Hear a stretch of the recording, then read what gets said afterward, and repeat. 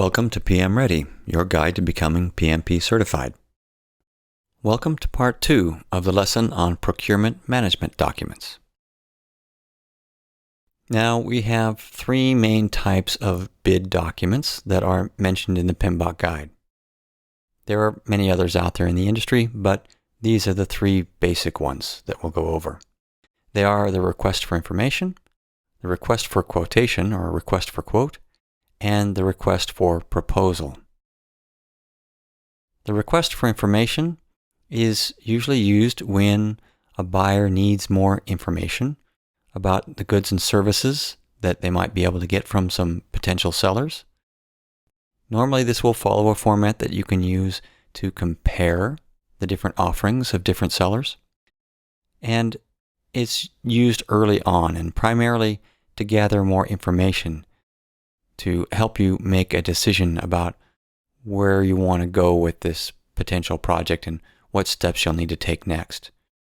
Typically, the request for information, or RFI, will be followed up with either an RFQ or an RFP. A request for quote or quotation, or RFQ, is normally used when you need a little bit more information about how someone's going to satisfy the requirements that you have or how much goods and services are going to cost. Usually these are used for products and services that are relatively standard or commoditized, and that makes it very easy to put together a simple document and quote and to compare these different offerings. A request for proposal, on the other hand, is used when you have a much more complex problem and the solution is not really easy to figure out. It's something that you've got to build or create. And this, of all of the documents, is the more formal type of document in this series and can have some very strict rules around procurement and the phases and the timeline and how responses are handled and how you do bidder conferences and all of this. An RFP is one in which you are requesting specific expertise or capability or asking for something that just doesn't exist yet, where some research and development needs to be done to build something. An RFP, as opposed to an RFQ, typically involves much more than just asking for the price or what product or service would meet your needs. And you'll usually ask for all sorts of information from the vendors, including information about their corporation and some of their history and background, including financial information, so that you can assess whether or not this potential vendor can really deliver without risk of going bankrupt, basically. You can also ask questions about the technical abilities of this vendor, including specific people and their skill sets or specific capabilities of their organization. It can ask for an estimate for how long it's going to take to complete this work, and also for customer references so that you can check to make sure that previous work done by these vendors is acceptable to your quality standards and expectations. All of these different types of requests, RFIs, RFQs, and RFPs, have a few things in common. First of all, it lets suppliers know that you're starting a selection process and that you'll be comparing different possible sellers so that this is a competitive environment. It allows you to distribute these requests far and wide and get several different responses. It helps to ensure that the information you gather from different suppliers about their capabilities and such is accurate and is specific to your project's requirements. And especially in the case of an RFP, you generally have to follow a very structured process in responding to these kinds of requests. Sometimes this structured process is required so that you can demonstrate that your decision was made without any bias. And this is a critical factor, especially in larger organizations and in government. I've had the opportunity to respond to many different RFPs issued by local governments for work that they'd like to have done, and been fortunate enough to been awarded several of these. And I've also been on the other end of helping organizations create requests for proposal. And these are documents that can be quite lengthy. They typically will include all of the requirements that you've put together. So you will often have gone through your collect requirements process already and can include all those results that are in your requirements documentation, and perhaps even organized in your requirements traceability matrix. This can all be included in your RFP to provide all of the vendors with all of the detail that they need to be able to respond in detail. For an RFI, you usually don't have selection criteria because you will follow that up with either an RFQ or an RFP in order to have the information you need to make a decision. An RFI may help you to narrow the field, but it usually isn't the document that you use to make a final decision. An RFQ will require a little bit of comparison, but it's not usually too complex. But for an RFP especially, this can be a rather involved process of deciding where to source your products or services that you need for your project. Let's talk a little bit about source selection criteria. As you're putting together an RFP and then evaluating it, you'll want to look at a broad range of different attributes to make sure that you're making the right choice. You'll want to look at the vendors and their capability and capacity to do this work, how much they're proposing that it will cost to develop the product, and how much it'll cost to support it later on as well. So you want to take a look at the whole life cycle of the product or services that you're contracting for. Of course, delivery dates can be an important factor. Also, the technical expertise and approach. In fact, in some cases, the phases will be organized in such a way, as well as the analysis steps will be organized in such a way that you analyze first and score first their technical expertise without looking at all of the other factors such as cost. And that way you first decide which of all the vendors has the technical capacity and expertise necessary to get the job done. Also, you want to look at specific experience that they've had doing similar projects in your industry, and what they have proposed as their approach, and how this is going to work with your plans. As mentioned before, you'll also want to look at the financial stability of the firm and whether or not they're going to be around for the whole duration of the project and for support later, and whether this project is going to be too much for them to handle or not. And then when the project is done, how will you transfer knowledge about all of this to your organization and provide your people with the training that they need so that they can carry it forward from there? As you can see, there are many criteria that you can and should use when making a decision like this. And this is where the multi-criteria decision matrix can come in very handy. You'll need to decide what the main criteria are and how to organize them, and then how to weight them as well as score them. For example, I was involved in putting together an RFP for a client, and we organized these different requirements into 4 broad categories: the features and how well each vendor met the requirements that we had for the functionality of the system we needed, the price that it would cost, how long it would take them to do the work, and then the company's viability.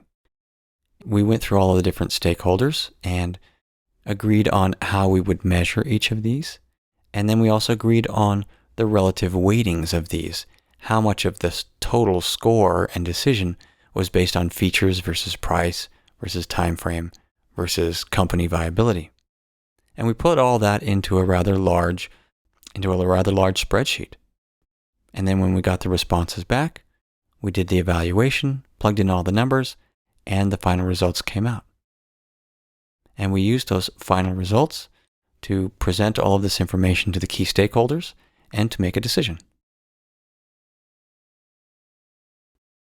There are also many other procurement-related documents included under the category of procurement documentation, including the contracts themselves, the schedules, all plans and drawings and other correspondence between you and the vendor, all of the technical documentation that the seller has developed, all of the requested contract changes that the seller has submitted that have not been approved, as well as change requests that have been approved. The deliverables themselves will have either documentation about them or maybe documents themselves.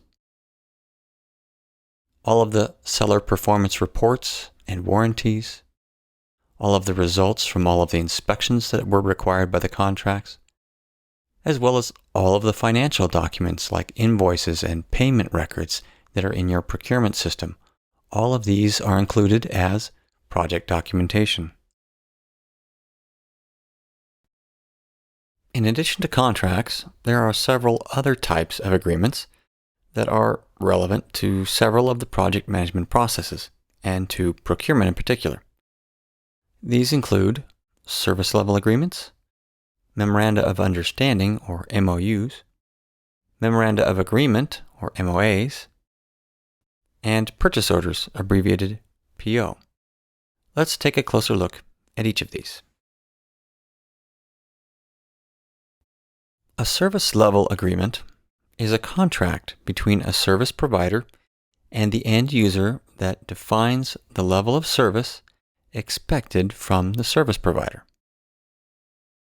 A service level agreement should specify the provider's services, the prices for those services, as well as guarantees of things like availability, performance, and response time, or how long it takes for them to respond to and resolve issues. Consider the ISP or Internet Service Provider that you have for your Internet connection at home. You should have a service level agreement with them that specifies things like the bandwidth or speed of your Internet connection, a guarantee that it'll be available at least, say, 99% of the time, and that they'll respond within 24 hours when you call in with an issue. The SLA or service level agreement that you have with your ISP at work should be more robust, not only with more bandwidth, but more availability, such as 99.9% uptime. And you'll want to take a closer look at how that uptime is measured. If uptime is measured monthly, then all of your downtime could happen all at once, and it could be down for over half an hour and still be at 99.9% uptime for the month. If, on the other hand, you measure uptime daily, then 99.9% availability would mean that you couldn't be down for even 2 minutes per day. Other situations in which you would want to have a service level agreement in place include if you contract with a company that keeps your printers and copy machines in order, or a company that maintains your organization's fleet of vehicles, or that maintains your building and other facilities. Not only can you have a service level agreement with other companies, you can also have them between different groups within your organization. For example, your IT department could have a service level agreement between them and the rest of the organization, in which they include a list and details of each of the services that they provide. Just as with your internet service provider, your IT department should specify the availability of the systems and services they provide, such as uptime, maintenance windows, security, phone support, custom development, project management, or training. I should also mention the operational level agreement, abbreviated OLA. This is the same as an SLA, or service level agreement, but instead of being between a service provider and customers or clients, operational level agreements are agreements among the various teams within a provider, agreements that are in place to support the overall service level agreement. You learn more about service level agreements and operational level agreements when you study IT service management frameworks, such as ITIL. A Memorandum of Understanding, abbreviated MOU, is an agreement that expresses a convergence of will between the parties, indicating an intended common line of action. So they're agreeing to do something in support of each other or to follow a similar action or goal. This can be a step along the path to developing a relationship that later includes a contract. It can be used in the case where parties don't want to create a legal commitment, or in cases where you can't create a legally enforceable agreement, such as between government agencies, where I've seen this used a lot, in which government agencies are not allowed to enter into legally binding agreements with each other in which they could be taking each other to court and suing each other. And so instead, they use a memorandum of understanding. Then there's the concept of a memorandum of agreement. Now, there's really no consistent distinction between a memorandum of understanding and a memorandum of agreement.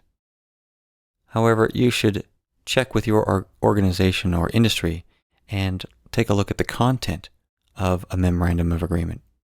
Because some organizations and industries do make a distinction and see an MOA as a more formal document and as something that is or can be legally binding.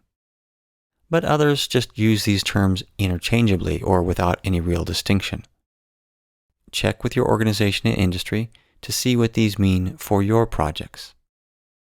Also consider that the actual content of an agreement is more important than the title it's given, and that the content is what will determine how legally binding it is.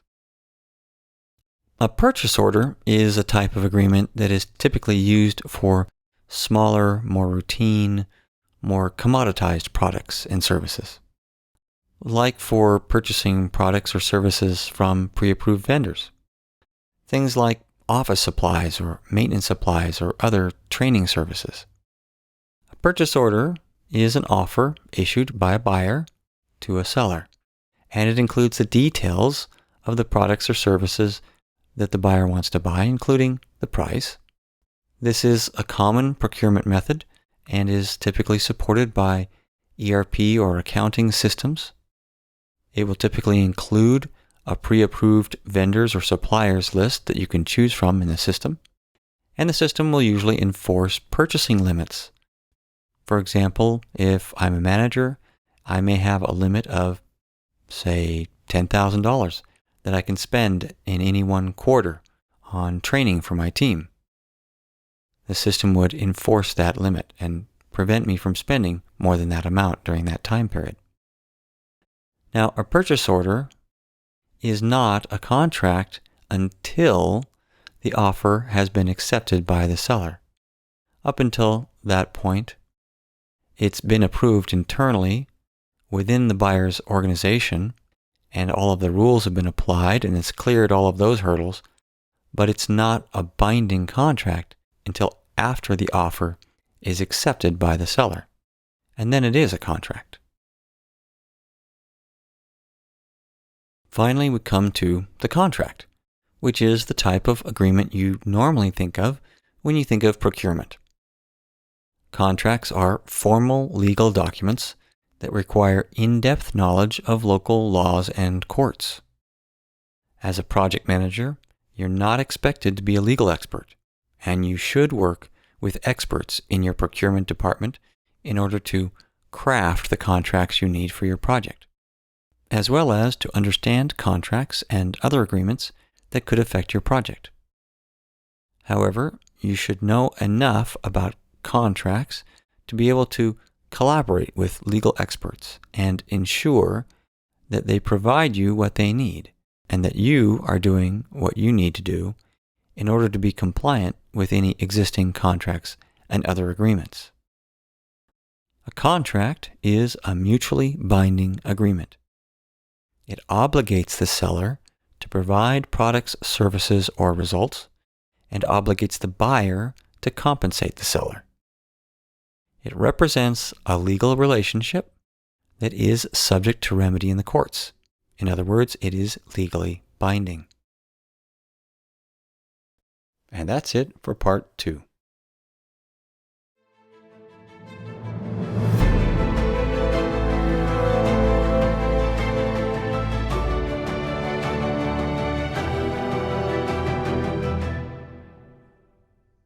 PM Ready is a publication of PM Guaranteed and is based on the Project Management Institute's PMBOK guide.